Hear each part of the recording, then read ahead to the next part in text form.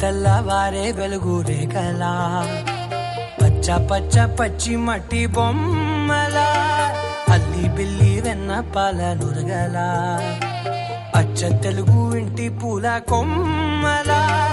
దేవదేవుడే పంపగా ఇలా దేవతే మా ఇంట అడుగే పెట్టెనంట బ్రహ్మ కళ్ళలో కాంతులే మా అమ్మలా మా కోసం మళ్ళీ లాలి పాడేనంట.